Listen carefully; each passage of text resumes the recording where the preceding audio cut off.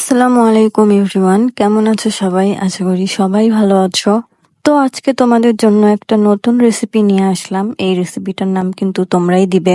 এই রেসিপিটা বানাতে আমার যা যা লাগবে আমি সব নিয়ে নিচ্ছি। এখানে আমি গরুর মাংস নিয়ে নিলাম। গরুর মাংসগুলো ছোট ছোট করে কেটে নিলাম। এই রান্নাটা অনেক সহজ, তোমরা যে কেউই চাইলে বাসায় বানাতে পারো। তো আমার এখানে লাগবে কিছু গোটা মশলা, এগুলো তোমাদের সবার বাসায় অ্যাভেলেবল থাকে। তারপর আমি নিয়ে নিচ্ছি রেডিমিক্স মাংসের মশলা।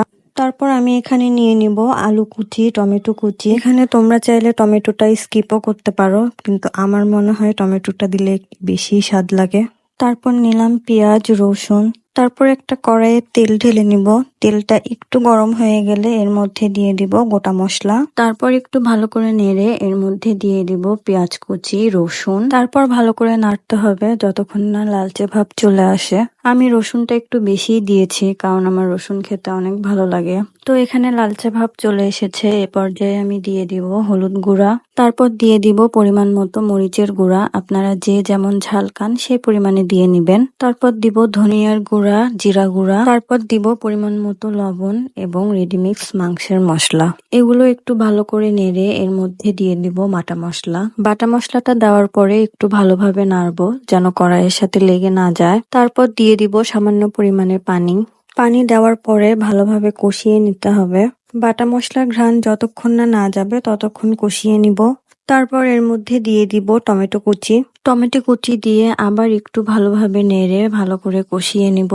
রান্নাটা একদমই সহজ, নর্মালি যেভাবে মাংস রান্না করা হয় ঠিক তেমনই, কিন্তু আমার কাছে মনে হয় এভাবে একটু বেশি স্বাদ লাগে। আপনারাও চাইলে বাসায় ট্রাই করতে পারেন, আর ভালো লাগলে অবশ্যই জানাবেন। এ পর্যায়ে মশলাটা একদম কষানো হয়ে গেছে। এখন আমি দিয়ে দিব আগে থেকে ছোট ছোট করে কেটে রাখা মাংসগুলো। তারপর দিয়ে দিব ছোট করে কেটে রাখা আলু। তারপর এটাকে ভালো করে নেড়ে চেড়ে কষাতে দিয়ে দিব। আমি যে অনেক ভালো রান্না করি তা না, আমি বাসায় যতটুকু করি সেটাই তোমাদের সাথে শেয়ার করি। আমার পার্সোনালি রান্না বান্না করতে ভালো লাগে, তাই তোমাদের সাথে টুকটাক শেয়ার করা। তো যাই হোক, কথা বলতে বলতে কিন্তু আমাদের মাংসটা একদম কষানো হয়ে গেছে। এই পর্যায়ে আমি দিয়ে দিব পরিমাণ মতো পানি। পানিটা কিন্তু একদম বেশি দেওয়া যাবে না।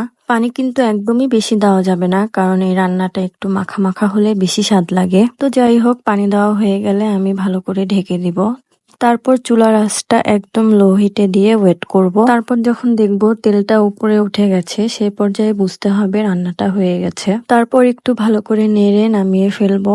তো হয়ে গেল আমাদের আজকের রান্না। আপনারা বাসায় একবার হলেও ট্রাই করবেন, আশা করি সবার ভালো লাগবে। তো এই ছিল আজকের ভিডিও, সবাই ভালো থাকবেন, আল্লাহ হাফেজ।